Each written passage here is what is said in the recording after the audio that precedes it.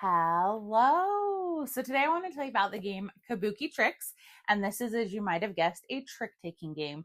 But this is not an intro trick-taking game. This is a trick-taking game that has a lot going on, but plays pretty quickly. So I really enjoy that. This is an import that 25th Century Games did. This was in the batch that they sent me. So let me tell you how it plays. It plays 2 to 5 players. The 2-player is a variant. So if you want to play the game the way I'm going to explain it, it is a 3 to 5 player game, knowing you can kind of simulate a dummy third player if you only have 2 people. So everybody is going to get a joker card that will be in their hand each round, and then 3 number cards. And if you play your joker, you will get to make a prediction that you are going to take 1, 2, or 3 tricks. So you will not make this prediction at the beginning. Each hand consists of 7 rounds. So you'll have 8 cards, but you're only going to play 7 of them. So sometime during that 7, if you play your joker, you get to make a bet. If you don't end up playing your joker and it's the final card in your hand, then you are essentially hoping you took 0 tricks. So how do we know what are the most powerful cards? What's going to benefit us the most? That's where this gets interesting. So if you're the dealer, you will put, of the 4 suits that are numbered 1 through 10, numbers 1 through whatever based on your player count. So if this were a 3-player game, we use numbers 1 through 7. So if I'm the dealer, I'm going to deal out 7 cards. Obviously, I would do it correctly to everyone, and then everyone adds in their joker. And you look at your hand and you're like, okay, I have 8 cards. What does this mean? Well, because I was the dealer, I get to decide, are we going to say that high card wins, or are we going to say that low card wins? And then I get to decide what order the 4 suits go in as far as power.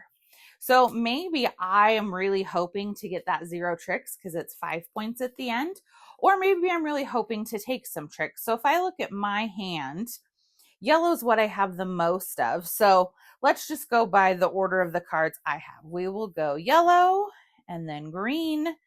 And I like purple more than blue, so we'll put it there because I have 1 of each. And I'm going to say that low number wins the trick. So I set this up, and you're like, whoa, being the dealer has way too much power that you get to decide all of that for the round. I get to decide it for starting the round. It doesn't mean it's going to stay this way.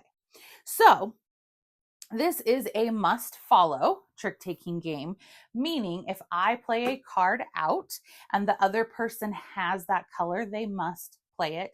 Or you can play your joker. You can play your joker even if you have the color that's in the hand. The only caveat is only 1 joker may be played per trick. So if somebody else has already played a joker, you cannot play your joker that turn. So right now we're saying low number wins.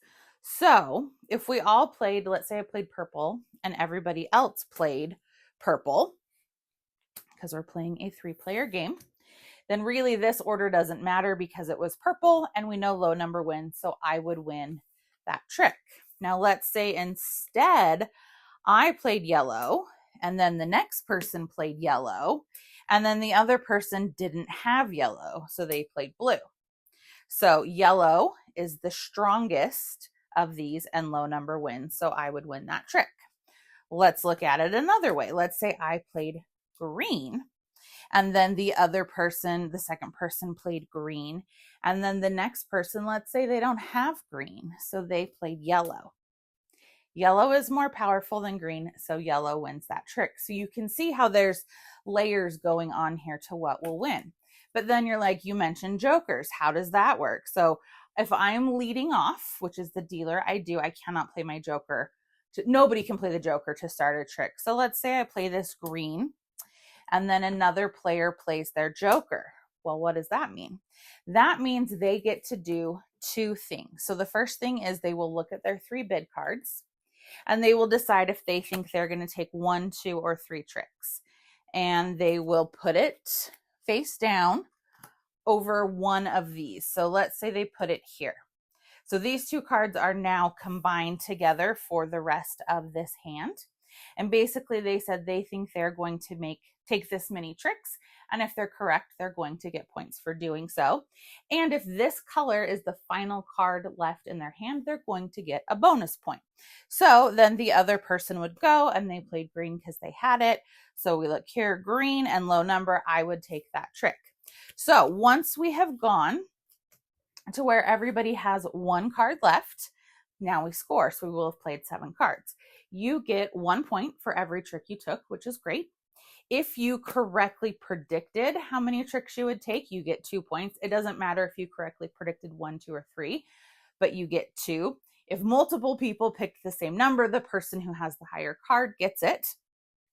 And if you have the joker left in your hand and you took no tricks, you will get 5 points. Also, if the card you have left in your hand matches this, then you get a point. The thing I forgot to mention, excuse me, when you play this card, that is your mandatory joker action. You then have an optional joker action. With that, you may choose any 2 adjacent cards and swap them. So this person could play purple and then could do this on their turn. So now purple is more powerful than green. And on my turn, when I decide to play my joker, I could then play out, my card here. And now blue is more powerful than green. So green just went from 2nd to 4th all in one round. So this is what I mean by it's not an intro trick taking game, because there's a lot going on and this is constantly swapping. If I didn't want to swap those, I can switch this to, guess what? Now the high number wins. So things are constantly changing, and you will play number of rounds equal to the number of people. So 3-player game, 3 rounds, 4-player game, 4 rounds, etc. So then at the end, like I said, that's revealed. We do scoring. We play the number of rounds that are indicated for our player count, and the most points wins. So this is a small box, but there is a lot going on. This is a really cool trick-taking game. I really enjoy it. It's so fun how everything's swapping and you're trying to get your bid, but getting your bid isn't the only way to get points or the most important way necessarily. There's a lot of ways to use this to try and switch things around, but also to be able to mitigate it. So I am loving Kabuki Tricks. I would love to know, have you played it?